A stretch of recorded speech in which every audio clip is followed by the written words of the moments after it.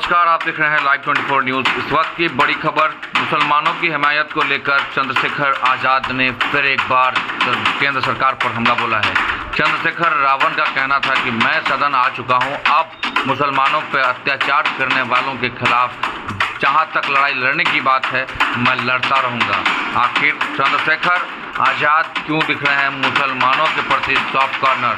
नगीना से मुस्लिम आबादी काफ़ी है। चंद्रशेखर आज़ाद को मुसलमानों का समर्थन के बाद उनको वोट मिली और वो जीत कर सदन पहुंच गए। उसके बाद जो है लगातार केंद्र की सरकार को लगातार चंद्रशेखर रावण जवाब देते दिख रहे हैं। हालांकि ANI के एक इंटरव्यू में उन्होंने कहा कि मुसलमानों का लीडरशिप में अब तक कोई बड़े ऐसे चेहरे नहीं है जो मुसलमानों की हक की लड़ाई लड़ सके। वहीं चंद्रशेखर आज़ाद ने कहा कि अगर मैं सदन में हूँ तो मेरी भी दायित्व तो बनता है मुसलमानों की जितनी आज़ादी के लिए हक, उनकी खून का कतरे का हिसाब लेना हमारा कर्तव्य है, क्योंकि मुसलमानों की भी इस देश में आज़ादी का बहुत बड़ा हाथ है। और आज अगर जो लोग सच्चर कमेटी मैंने तो नहीं मानी, लेकिन सच्चर कमेटी की रिपोर्ट कहती है ना कि मुसलमानों की हालत दिल से बुरी है, तो उनको अपलिफ्ट करने के लिए गवर्नमेंट क्या कर रही है? और कोई भी खड़ा होकर कहता है कि निकाल देंगे, भगा देंगे, पाकिस्तान भेज देंगे। किसकी हिम्मत है भेज देगा?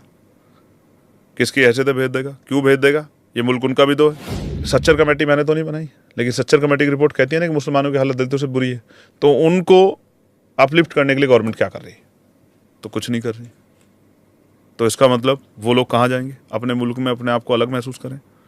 और कोई भी खड़ा होकर कहता है कि निकाल देंगे, भगा देंगे, पाकिस्तान भेज देंगे। किसकी हिम्मत है भेज देगा? किसकी हैसियत है भेज देगा? क्यों भेज देगा? ये मुल्क उनका भी तो है। ये मुल्क जितना किसी और का उतना उनका भी तो, क्यों भेज दोगे? तो ये जुल्म जो है और ये गैर बराबरी हम लोग स्वीकार नहीं करेंगे। इसके खिलाफ हम जबरदस्त लड़ाई लड़ेंगे।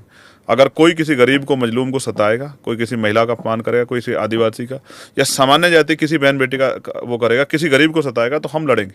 और ये फर्क नहीं पड़ता कि वो जहाँ पे सरकार जो है वो कांग्रेस की हो या बीजेपी की हो या फिर ममता जी की सरकार हो, या कोई फर्क नहीं पड़ता। देखिए, संदेश खाली पे मैंने आवाज उठाई और आपको विश्वास नहीं होगा, मैं झारखंड गया, मुझे बताया गया कि मॉब लिंचिंग के सबसे ज्यादा मामला झारखंड में हुआ और झारखंड सरकार ने वादा किया, जो हेमंत सोरेन साहब की सरकार है। अब तो बेचारे खुद ही पीड़ित थे, तो उन्होंने भी मॉब लिंचिंग पे कोई कानून नहीं बनाया। तो मैं गया तो मैंने बहुत जबरदस्त तरीके से आवाज उठाई कि क्यों भाई, आपने तो वादा किया था मॉब लिंचिंग कानून बनाया, क्यों नहीं बनाया?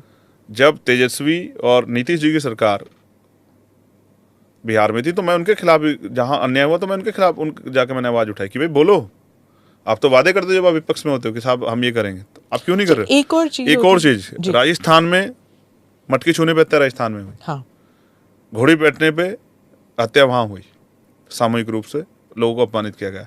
मूछे रखने पे हत्या वहां हुई, कांग्रेस की सरकार, कांग्रेस। और न्याय ना मिलने पे ओम प्रकाश रायकर ने सुसाइड वहां की। आप समझते हैं चंद्रशेखर क्या है? चंद्रशेखर ये है कि एक बच्चा जो मुझसे कभी नहीं मिला, महाराष्ट्र में जॉब करता था, राजस्थान का अजमेर का रहने वाला था, अपने पिता को न्याय नहीं दिला पाया तो सुसाइड किया। सुसाइड नोट में मेरा नाम लिखा। जब किसी ने मुझे मीडिया के आदमी सुसाइड नोट में आपका नाम है, तो मैं डर गया कि यार ऐसा क्या, वो मेरा नाम क्यों लिख रहा है, मैंने क्या गलती कर दी? तो मैंने नोट पढ़ा तो लिखा हुआ था कि मुझे विश्वास है कि मेरे भाई चंद्रशेखर आज़ाद आएंगे और वो मेरा अंतिम संस्कार करेंगे और मुझे न्याय दिलाएंगे। अब आप समझिए, अंतिम संस्कार मैंने उसका अपने हाथ से किया, मैं उससे कभी नहीं मिला था। तो ये विश्वास आप समझते क्या है? ये विश्वास बड़ी रिस्पांसिबिलिटी। यस, इसलिए मैं राजस्थान जाता हूँ। राजस्थान के नेता ने मुझसे कहा चंद्रशेखर यहाँ की बात है, लेकिन राजस्थान के लोगों ने कहा, वो बेटा राजस्थान का, वो परिवार, उसने सुसाइड नोट में लिखा कि भाई आएंगे, मुझे न्याय दिलाएंगे, वो मेरा अंतिम संस्कार करेंगे। कितनी बड़ी रिस्पॉन्स, ये खून के रिश्ते से बड़ा रिश्ता था। तो इसलिए मैं कहता हूँ किसी सरकार में जुल्म, मैं गया 4 दिन उसके लिए आंदोलन किया मैं 4 दिन राजस्थान की जेल में रहा कांग्रेस सरकार में। मैंने कभी लड़ाई लड़ते हुए नहीं देखा। 69 शिक्षक भर्ती मैं यूपी सरकार में जाके लड़ा उन बच्चों के लिए। मैं यूपी पुलिस की भर्ती पे लड़ा जब लीक हुआ। मैं नीट के बच्चों के लिए लड़ा और नीट के बच्चों के लिए हमने आवाज़ उठाई और नीट के बच्चों के लिए अब हम बड़ा प्रोटेस्ट करेंगे। तो मैंने कभी नहीं देखा। मैं तेलंगाना गया जब तेलंगाना का मामला हुआ, मैं छत्तीसगढ़ गया, कांग्रेस की सरकार थी, मैं पंजाब गया, मैं हरियाणा गया, मैं उत्तराखंड गया, बीजेपी की सरकार, कोई फर्क नहीं पड़ता। मैं दिल्ली में आके लड़ा जब आम आदमी पार्टी की सरकार थी। इस बात से कोई फर्क नहीं पड़ता। मैं नैतिक ईमानदार हूँ। गलत को गलत और सही को सही कहेंगे, लेकिन आसान नहीं है कि सब चीज़ों को दिखाया जाए, मीडिया सब चीज़